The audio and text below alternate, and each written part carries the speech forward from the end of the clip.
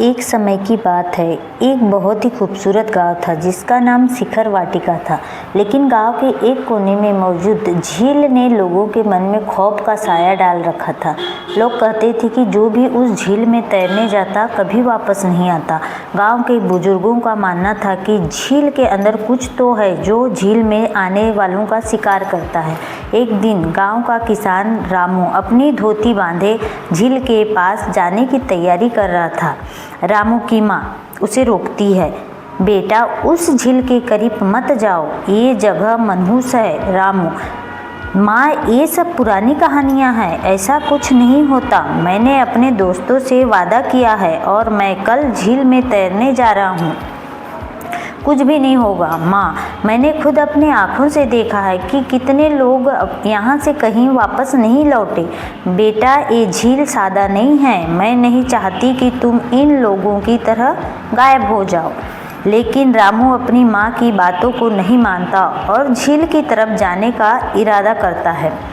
अगले दिन रामू अपने दोस्तों के साथ झील के पास पहुँचता है। गाँव वाले लोग दूर से ही मंजर देख रहे थे। गांव वाले: रामू, एक रुक जाओ, ये झील वही है जिसमें जाने वाले कभी वापस नहीं आए।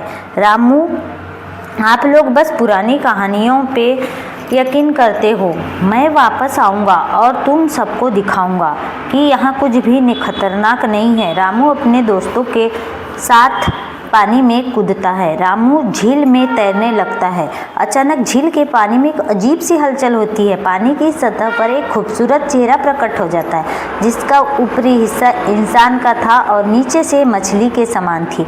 उसकी आंखों में गहरी चमक और प्यारी सी मुस्कुराहट थी। रामू: तुम कौन हो? जलपरी: रामू, तुम मेरे जाल में आ चुके हो। क्या तुम्हें डर नहीं लगता? मैं इस झील की मलका हूँ और जो यहाँ आता है वो कभी वापस नहीं जाता।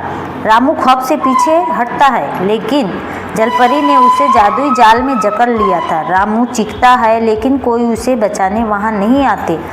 रामू के दोस्तों ने जब देखा कि वो गायब हो गया तो वो जान बचाकर गांव की तरफ भागे। गांव वालों को बताया। गांव के लोग गुस्से और खौफ में थे। रामू को मालूम था कि जलपरी ने एक और जान ले ली है। रामू की माँ रोती हुई झील की तरफ भागी। गांव के लोगों ने फैसला किया कि अब उस जलपरी को ख़त्म करना जरूरी है। गांव के बहादुर जवान और बूढ़े सब जमा हुए और झील के पास पहुँचे। अब बहुत हो चुका, हमें उस जलपरी को ख़त्म करना होगा। ये झील हमारे लोगों की कब्रें बनते जा रही है।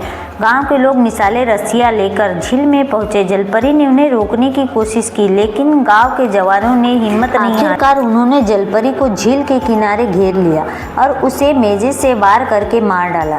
जलपरी: तुम सबने मेरे साथ क्या किया? लेकिन मेरे लाश तुम सबको हमेशा परेशान करेगी। जलपरी के मौत के बाद झील का पानी एक बार फिर खामोश हो गया। जलपरी के मरने के बाद झील का पानी का खौफ खत्म हो गया। गांव वाले दोबारा अपनी जिंदगी में मस्त हो गए।